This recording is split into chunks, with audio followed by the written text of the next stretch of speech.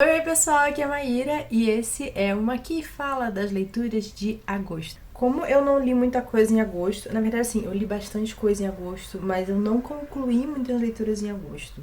Então eu vou começar logo com essa maquiagem. Eu vou fazer uma coisa ousada, inventar aqui, não sei se eu vou conseguir fazer. E eu vou usar essa paleta aqui da Ruby Rose, da Ready For. Chique, muito blogueirinha e beleza. Ela é lindíssima, por sinal. Olha isso, que tudo. Já meti o dedão, claro, pra testar, né? E é por isso que tá manchada ali. Mas beleza, vamos lá. Bom, o primeiro livro que eu li em agosto, se vocês acompanham aqui o canal, teve live falando sobre ele, que é o livro A Corrente, do Adrian McKinty. E bom, gente, esse livro, ele tem a premissa de... Sabe aquelas correntes que as avós mandam no WhatsApp? Só que imagina que se fosse isso, só que se você não encaminhar pra próxima pessoa, o seu filho vai morrer.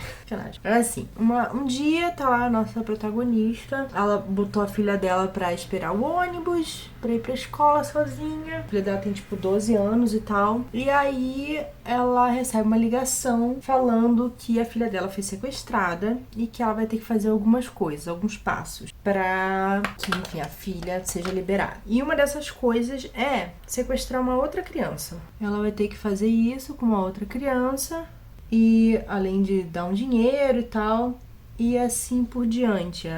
E ela vai... A hora que a outra família, né, dessa criança que ela vai sequestrar uma outra criança, a filha dela vai estar livre. Só que assim, então a gente vê e tal, ela rindo lá, ela...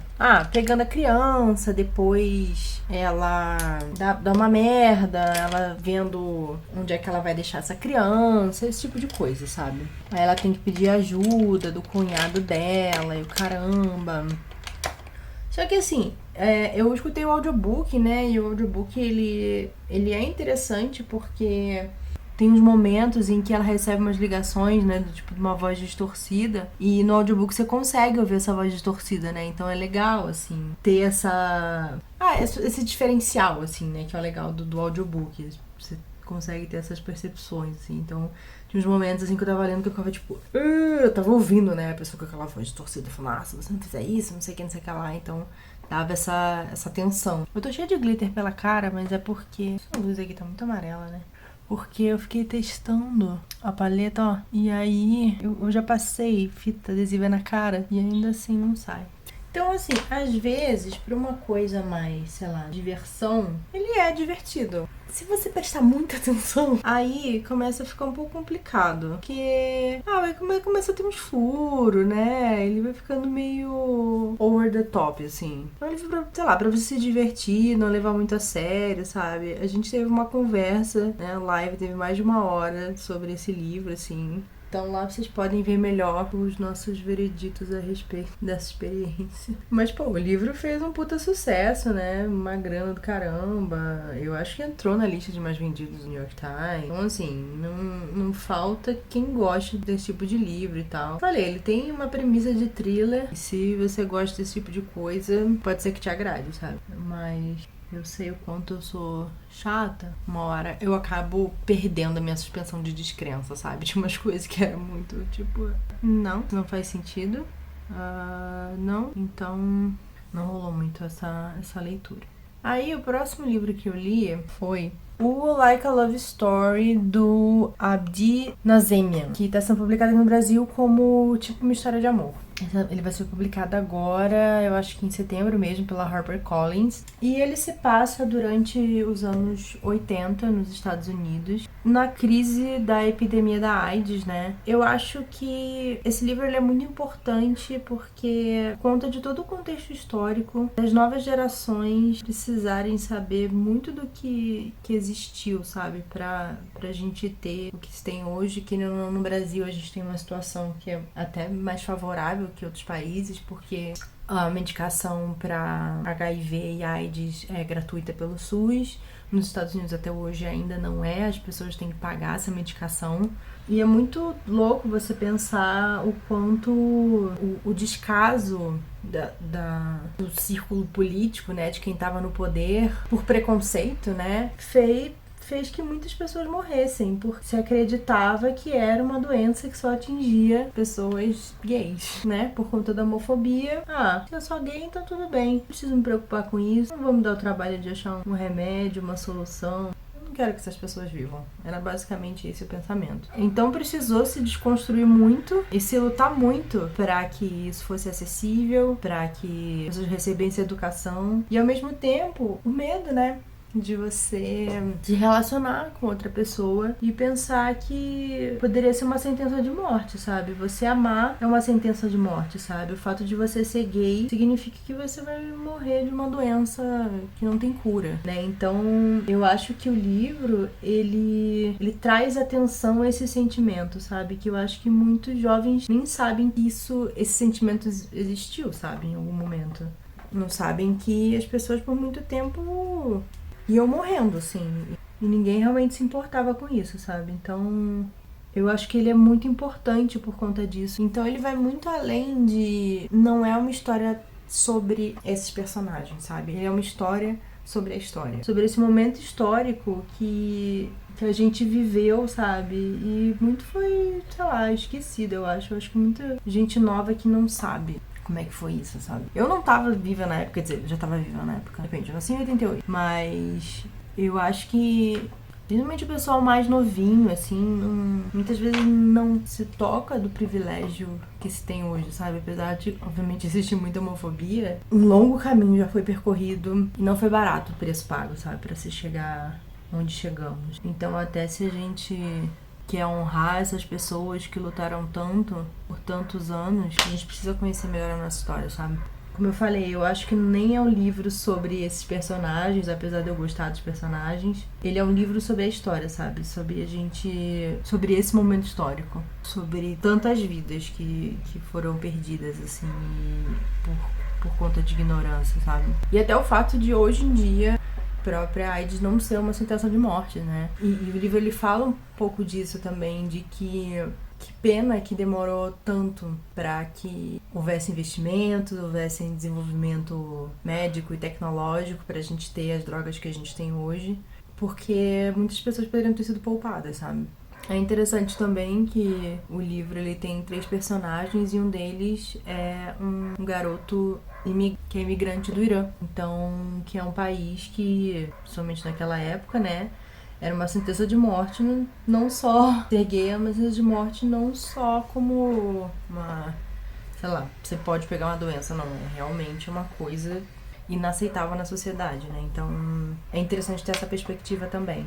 Depois eu li um livro francês, que eu não vou tentar pronunciar o nome em francês, mas em inglês se chama Chasing the Stars, que é da Virginie Grimaldi. Ele é a história de uma mãe e 2 filhas. A mãe, ela tá ferrada de dinheiro por conta... Ela é uma garçonete e ela não recebe auxílio do pai pra criar as 2 filhas, e ela tá cheia de dívidas, e pra piorar, ela é demitida. E aí ela fica desesperada, tipo, meu Deus do céu, o que eu vou fazer? Aí ela faz um acordo com o empregador dela, e ela fala, tá bom, eu demiti, aí você me paga, então, um valor aqui, porque o oficial de justiça já bateu na porta dela, e ela fala, bom, com essa grana da demissão, eu pago tudo. Só que a avó dela, que criou ela, faz um pedido pra ela e fala assim, o sonho do seu avô era voltar pra ver a aurora boreal, que nem a gente fez quando a gente era jovem. Então, agora que ele morreu, por favor, vai lá e leva as cinzas dele pra jogar lá onde é a aurora boreal, né? Aí ela fica... A princípio ela pensa, tipo, de jeito nenhum, isso não é uma boa ideia. Mas ela acaba decidindo, então, ir lá e levar as filhas juntos, elas estão na França, né? Viajar, então, até o círculo polar e jogar as cinzas do avô lá na aurora boreal, né? Então é uma viagem de 2 meses que elas vão fazer, as 3 juntas. E a relação da mãe com as filhas não anda das melhores, né? Porque ela tem que trabalhar muito. Então ela tem uma filha adolescente, uma filha pequena, de, sei lá, acho que é 12 anos que ela tem. O carro das pamonhas, pra variar. Acabam usando esse momento da viagem pra se reconectar, né? Uau, saiu bastante pra fora. Pamonhas, pamonhas, pamonhas. Então o que eu gostei dessa história é que tem toda essa coisa da relação das mães com as filhas, assim, que é bem bonita. E eu acho que também tem a própria... essa coisa de você encontrar o seu caminho, sabe? Em várias fases da sua vida. Eu acho que ele fala um pouco sobre isso também. Existem várias formas da gente entender quem a gente é e que a gente, na verdade, tá sempre redescobrindo quem a gente é, sabe? Nunca é algo definitivo, porque de alguma forma a gente tá sempre mudando, sabe? Nossa, tá ficando escuro, né? Tem que acender a luz. Passando por aqui. Curar. É uma delícia. Me digam aí nos comentários se vocês alguma vez compraram no Carro das Pamonhas e se na cidade de vocês existe o Carro das Pamonhas. Porque isso é uma coisa que eu fui perguntando se tem no Brasil inteiro, o Carro das Pamonhas. E uma coisa que eu acho legal também de ler livros que não são escritos por autores anglófonos é ter essa, às vezes, perspectiva diferente, sabe? Porque é bom sair um pouco da ideia anglófona, principalmente. Tá, o outro livro que eu li foi Six of Crows, claro. Você me acompanha aqui, você também viu a live, não é mesmo? A live aconteceu eu e senhorita Tamires, do Resenha dos Sonhos. A gente tá com um projeto de leitura, né? O De Volta a Ravka. E eu já me caguei. E o De Volta a Ravka, ele começou relendo, né, a trilogia Grisha, e agora a gente expandiu aí pra ler os outros livros da série, né? Então, a gente, até o dia 30, a gente leu o Six of Crows. E agora a gente vai ler o Crooked Kingdom e vai ter a outra live lá no canal da Damires. Deixa eu misturar aqui. E eu li Six of Crows. Eu lembro que foi um pulo bem grande, assim, de ler a trilogia Grisha, né? Eu lembro que eu fiquei animada, mas ao mesmo tempo eu tinha ficado um pouco frustrada com a trilogia Grisha. Então, aquela coisa, né? A gente quer, mas fica um pouco com o pé atrás. Mas ele foi uma experiência completamente diferente, assim, porque realmente a Leigh Bardugo evoluiu muito como escritora nessa série. Estou festiva. E eu acho que principalmente o desenvolvimento de personagem, né? Porque como ela não precisa mais construir o mundo, ela vai falar mais sobre os personagens, sobre a relação entre eles. E é realmente, nossa, é muito divertido, sabe, ler. Se você não leu Six of Crows e quer saber se precisa ler a trilogia Grisha antes, eu recomendo que sim, tá? Se você não quiser ler, assiste meus vlogs da trilogia Grisha. Já saiu o do primeiro e do segundo livro, ainda tem que postar o do terceiro, que é o Ruína e Ascensão, mas você pode assistir, tem 1h30 cada vídeo, tá? Porque assim, como eu falei, a coisa da construção do mundo, os outros personagens, o que aconteceu na trilogia Grisha vai interferir com o que acontece, não necessariamente o que acontece, mas certos aspectos dessa duologia. Então eu acho que, gente, a pamonha ainda tá aqui, eu acho que a pamonha tá estacionada na frente da minha casa. Six of Crows também apresenta os meus personagens favoritos do universo Grisha também, que é a Nina, a Inês, o próprio Caso, eu gosto dele.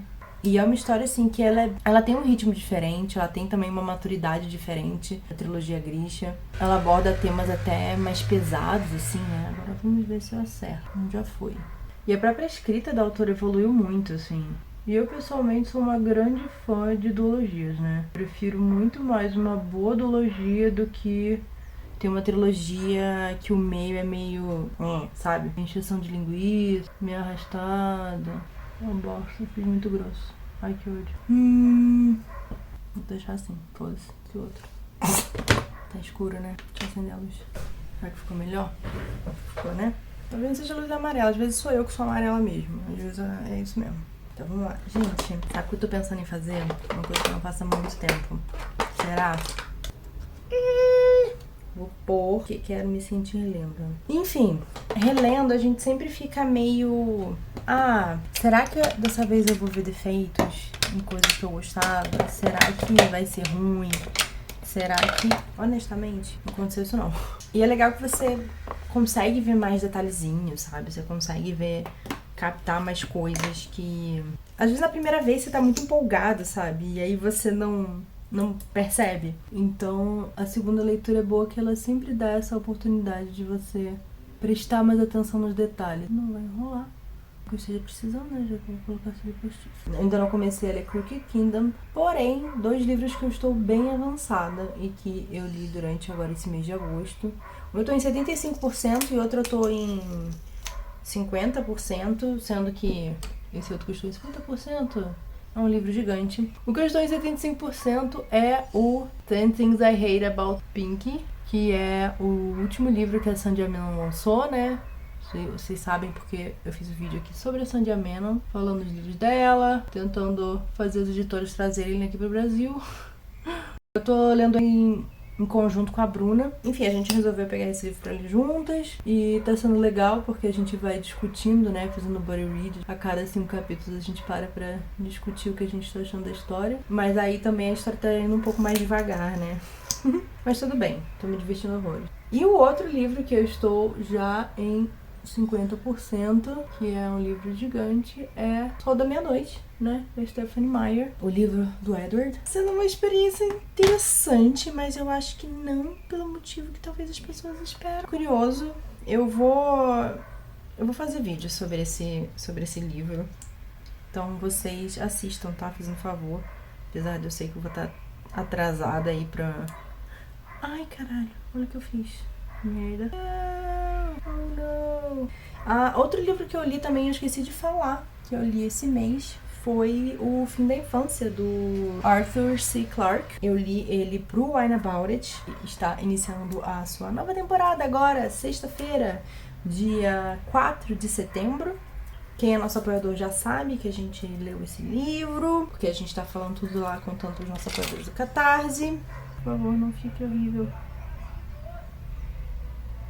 Pronto, gente, coloquei os cílios. Não são os cílios ultra mega gigantes, porque é meio fake demais e desconfortável, então eu tenho esses cílios que... Bom, falando sobre o fim da infância, eu gosto muito da premissa desse livro, porque... E como ele vai desenvolver isso, claro, não só da premissa, mas ele é a ideia de que... Ok, chegou uma nave alienígena na Terra e como que os seres humanos vão lidar com isso? E aí ele, esses alienígenas começam então a nos orientar do que como a raça humana deveria se comportar em certos aspectos. Isso para muitas pessoas passa a ser inaceitável, então como isso vai mexer com as religiões. Tem uma série de coisas que ele tá falando que são super interessantes e ele não é contado de uma forma linear. Na verdade, logo que você começa a ler, você vai entendendo que o livro não é sobre os personagens que estão aparecendo ali, sabe? Ele é meio sobre a humanidade. Então, porque começa passando assim, meses, depois passa anos, quando você vê, passa 50 anos. Cadê minha esponjinha?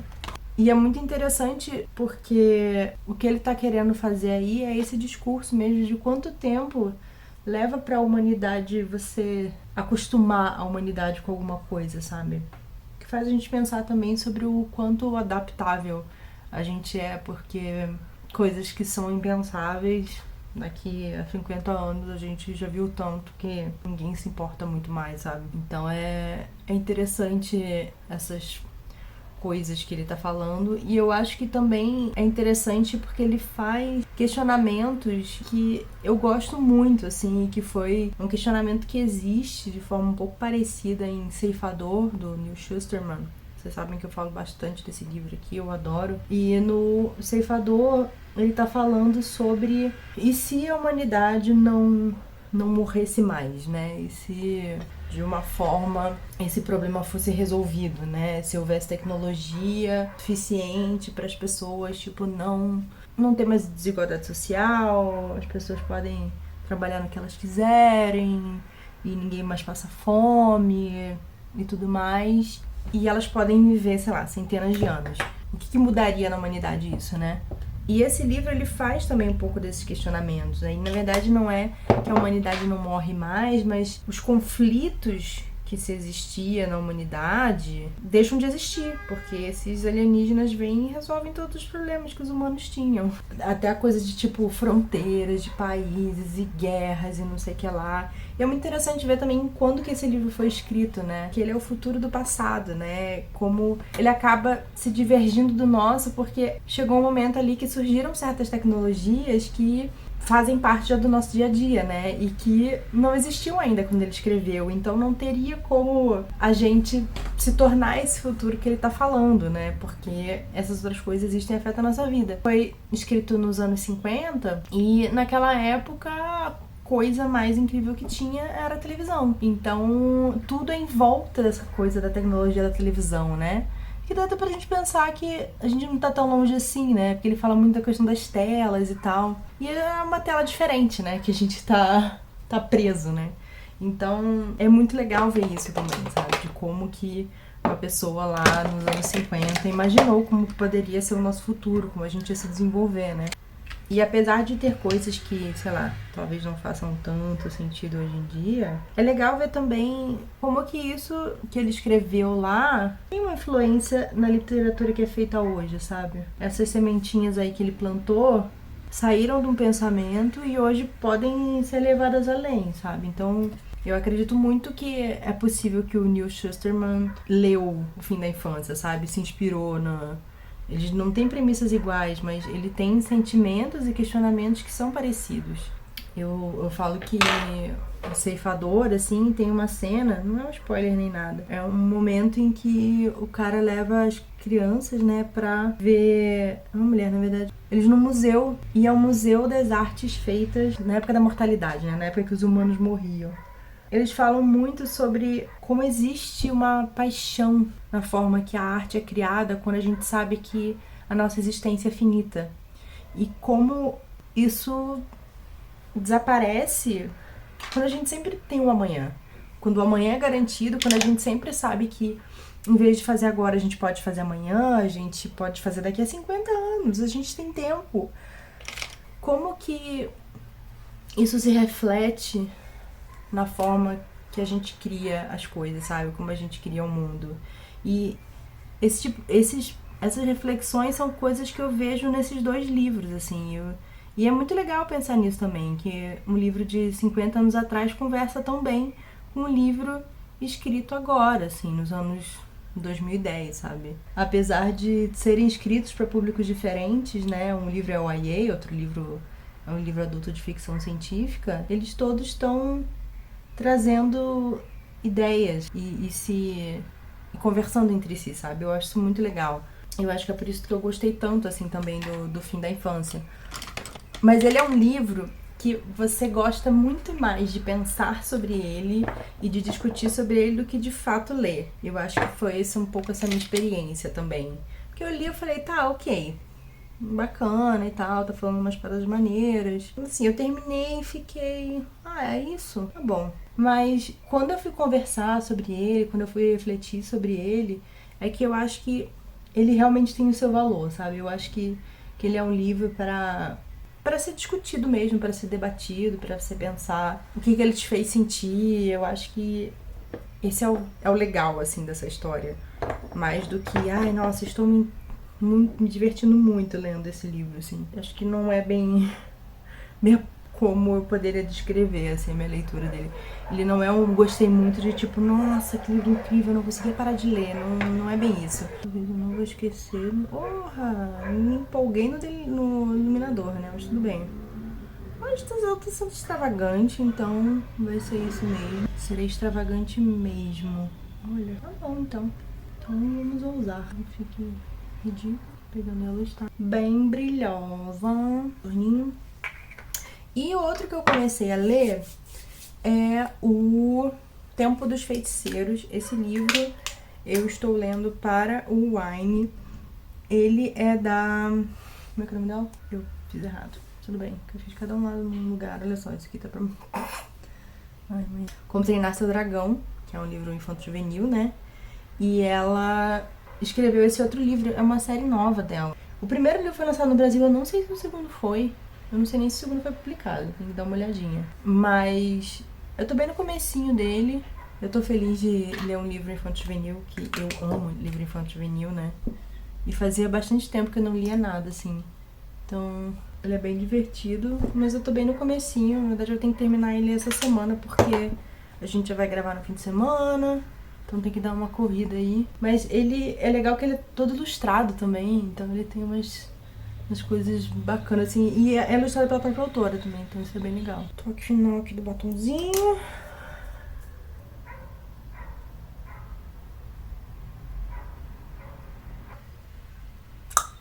Ai, ai, vou ter que ajeitar esse cabelo, né? Tá uma loucura. Olha só esse iluminador aqui sendo louco.